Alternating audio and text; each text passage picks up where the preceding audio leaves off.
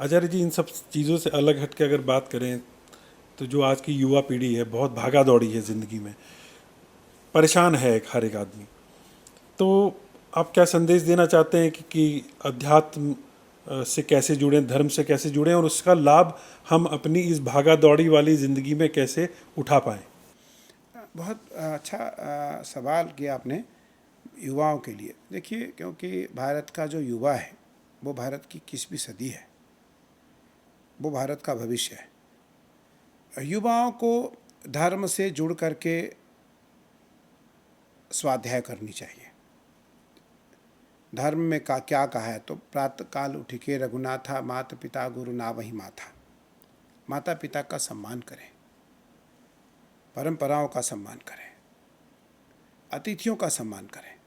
मातृ देवो भव, पितृ देवो भव, आचार्य देवो भव, अतिथि देवो भव, 4 ही हैं।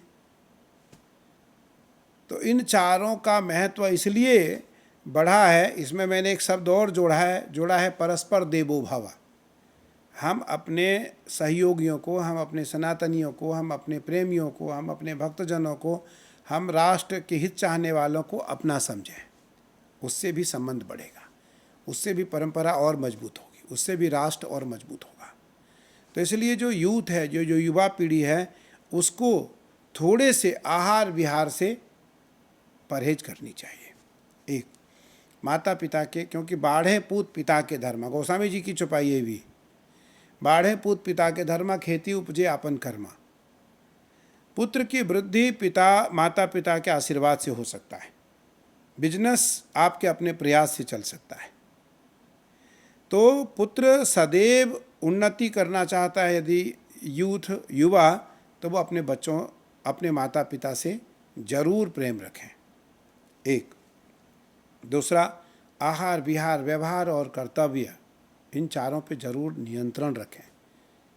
भगवान कृष्ण गीता में कहते हैं, संगात जायते कामः, कामात् क्रोधो विजायते, क्रोधात् भवति सम्मोहः, सम्मोहात् स्मृति विभ्रमः, स्मृति भ्रंशात् बुद्धिनाशात्, बुद्धिनाशात् प्रणश्यते।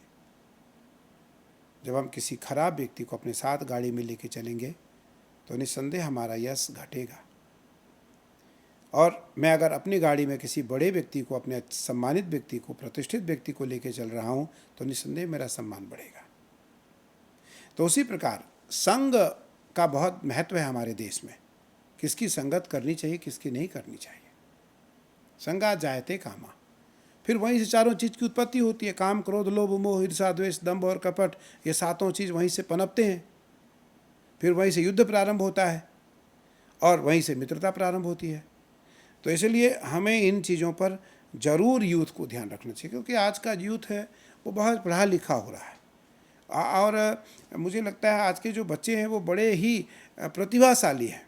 तो इसलिए बच्चों को थोड़े मोटिवेट करने की आवश्यकता है, उनमें थोड़े मोटिवेशनल बनाने की ज़रूरत है। वो माता पिता से अच्छा और कोई नहीं बना सकता है।